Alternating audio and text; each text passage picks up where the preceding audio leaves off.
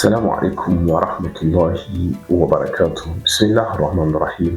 Le prophète sallallahu alayhi wa sallam a dit: Man sama ramadana imana wa ihtisaba, ghufira lahu ma taqaddama min dhanbihi.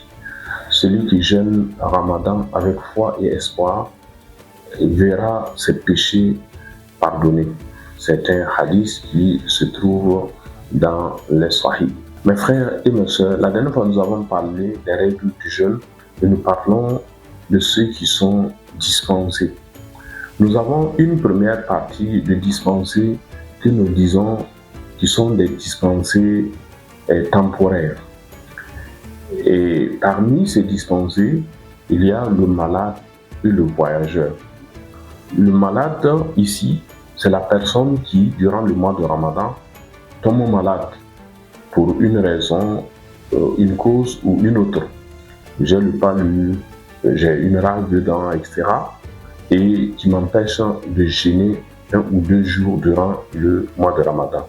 Ou j'effectue un voyage qui m'est pénible et que, effectivement, durant ce voyage, je suis amené à rompre le jeûne.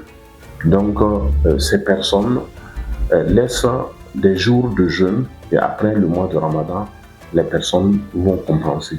Il en est de même pour la femme en état de menstruation et en état de louchie. Elles vont décompter le nombre de jours où effectivement elles traversent cette période et à la fin du jeûne, et quand elles seront dans le moment de purification, elles vont pouvoir repousser ces jours de jeûne. Donc on peut dire que ici, ce sont des personnes qui sont dispensées, mais de façon.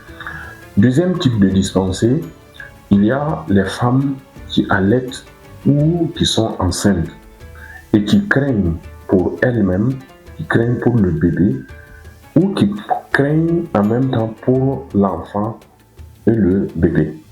Donc, ces femmes vont aussi laisser le jeûne durant cette période et compenser après le mois de Ramadan. Et ici, il se peut qu'elles puissent compenser en jeûnant le nombre de jours qu'elles ont ratés durant le mois de Ramadan, mais il se peut aussi qu'elles ne puissent pas le faire, alors elles vont compenser en nourrissant une personne indigène pour chaque jour de jeûne qu'elles auront manqué.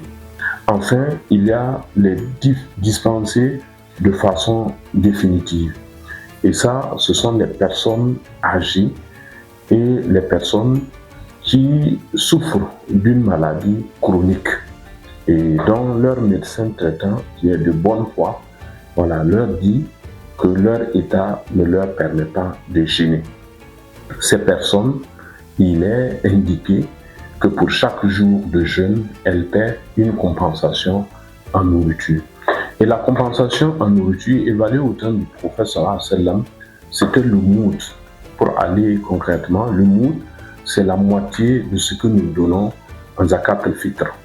Donc si zakat al-fitr actuellement, nous donnons sensiblement 3 kilos, alors ça signifie que la personne qui ne jeûne pas et qui voudrait faire la compensation paie pour chaque jour de jeûne 1,5 kg de céréales, de maïs, de riz, de niébé, etc.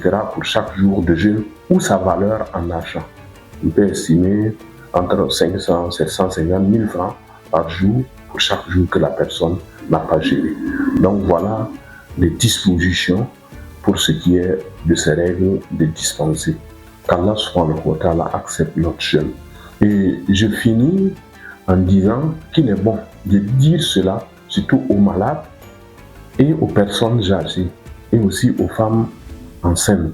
Parce que il nous arrive qu'il y a des personnes qui sont dans ces situations et qui forcent pour jeûner et ça peut amener des dommages alors que la religion ne veut pas des dommages pour nous. Donc Dieu a dit, il vous a prescrit aucun jeûne en matière de religion. Que Dieu nous assiste. Salam alaikum wa rahmatullah.